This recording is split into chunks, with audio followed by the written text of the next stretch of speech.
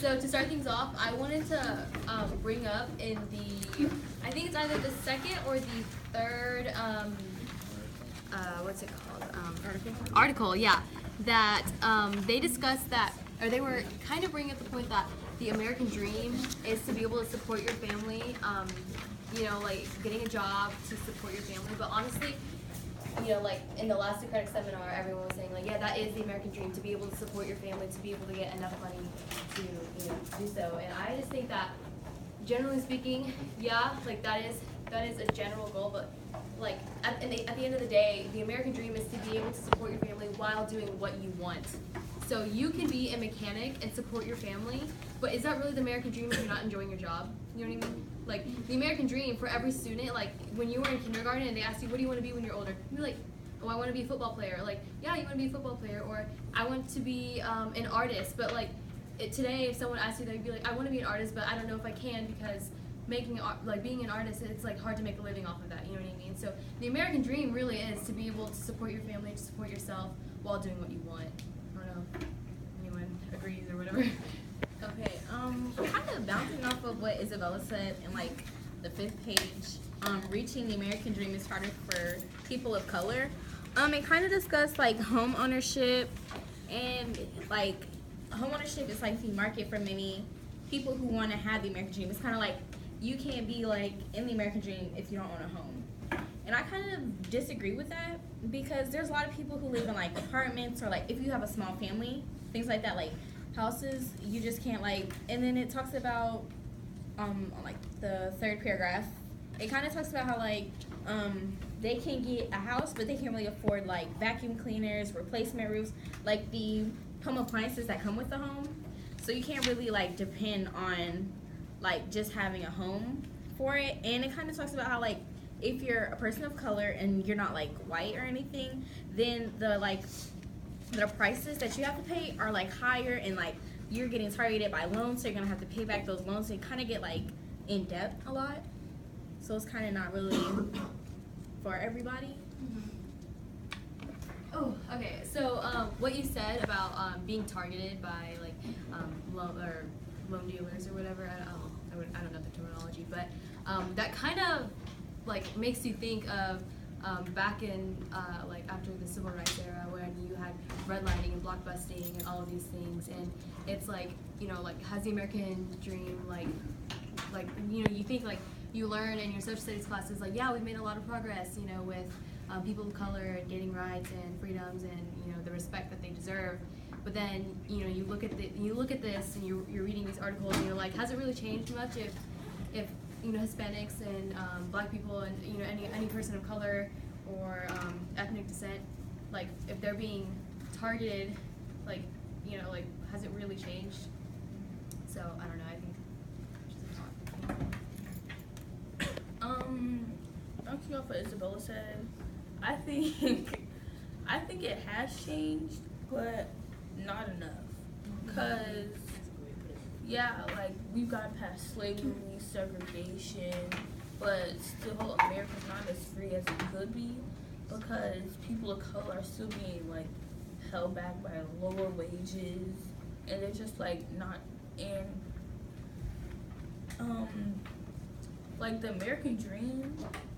It's harder for people of color because, one, they're always paid lower, and two, if like their dream is to have like a really like good job, it's way harder for them to get like better jobs, and that makes it harder for them to achieve their dreams. Because if somebody that's black and somebody that's white walk into the same interview, the white person's probably going to get it.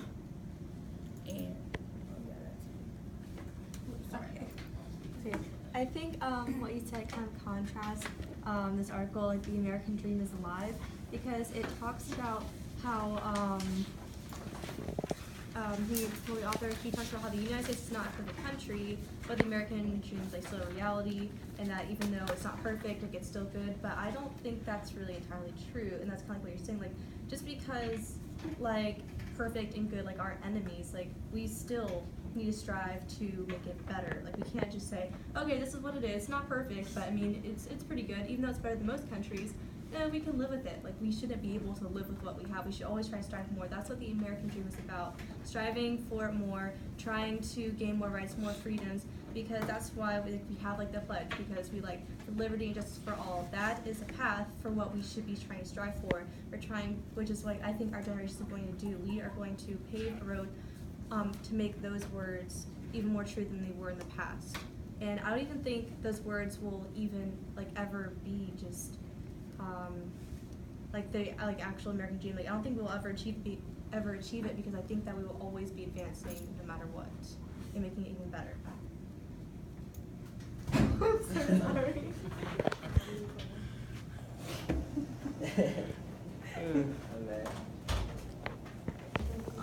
I think that striving for more is kind of what's killing this country, you know?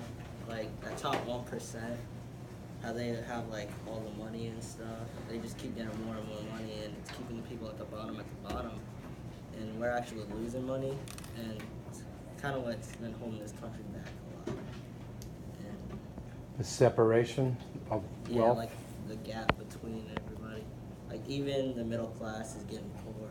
Like, it's pretty, like, really bad. Yeah, I have to agree with Justin something, because there's definitely a huge inequality. Like, it's like there's like a whole bunch of inequality between like with America and like different races and junk and stuff.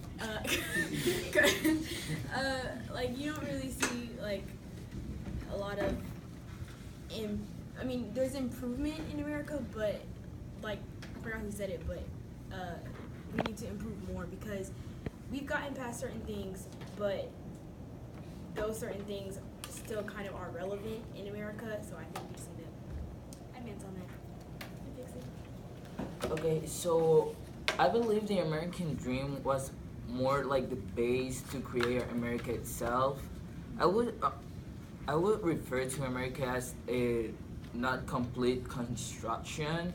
Like, they just left it half done, let's say, because America was like given to the people, like for people to just have a better life, a better way to go to the future. Something like every morning in school we always say, like, we always pledge our allegiance to the flag and say stuff in the flag. Like, when we say it, like, at the end we always say like equality for everyone, but that's not true yet. I would say that's more like the American dream that we always strive for, but we never finish to get there. So it's like everyone that comes to America always goes looking for the American dream, and they think they can achieve it, because it's like when we try to define America, we just say what it was based on and not where it is now. So yeah. Okay, kind of bouncing off what you said, Angel. In this article, what is this? For Black people, there's Martin Luther King's dream. And it kind of talks about how they were like, his pessimistic side says no, but his optimistic side says yes. And it's kind of like there's more than one American dream exists. And kind of like, for me, that kind of hit exactly what this whole thing is about. Because you can't really say, like, is this American dream achieved, like, is it tied to having money or anything? You can't ask them anything about it without defining it.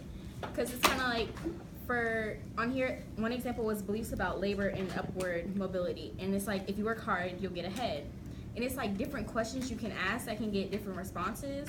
So for me, it's kind of like, when you think of it, it's like, is it really something that's like, you think about? You can't really like discuss topics without, like, everybody has different opinions. So it's like, how do you say this? Like, when you're thinking about it, and I kind of like wrote about how, like, Martin Luther King, when he said he had a dream, and it's like, is that dream still here today? Because, like, they were saying things have changed, but they haven't changed enough. And yeah. Anyone have any more comments on this? Because I want to change the question.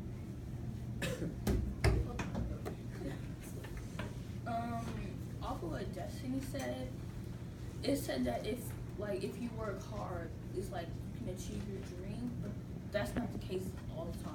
Because if you live in a poor neighborhood, you can work hard to provide for your family, work hard to try to achieve your dreams, but that doesn't mean it's gonna happen.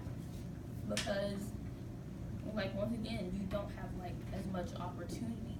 So without opportunity, you can't completely achieve your dream. Yeah, opportunity leads to innovation.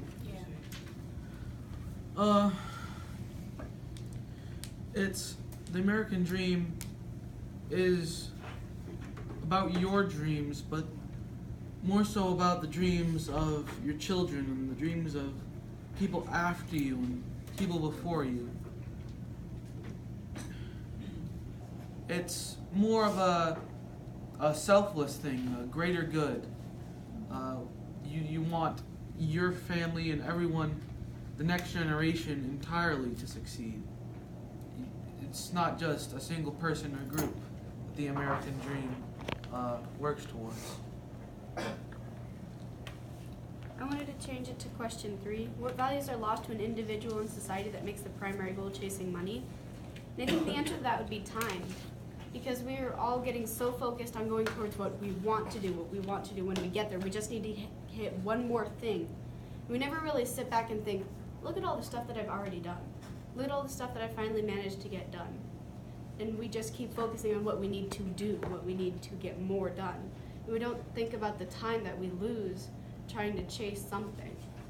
And we just need to sit back and think, this is really cool. Okay, so I kind of want to answer that question too. But for me, the values that I chose were hard work and creativity.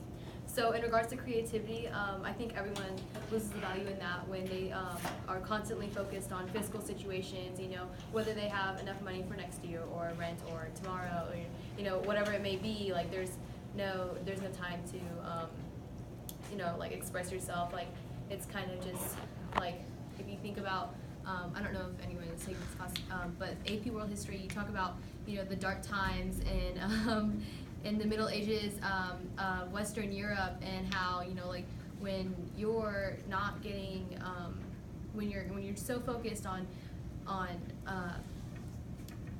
money and things like that, you don't have time to flourish and embrace like the mind that God has given you and the imagination and the way you can express that. So creativity has really been like lost that way. And then hard work, I think people that's also lost in money when all your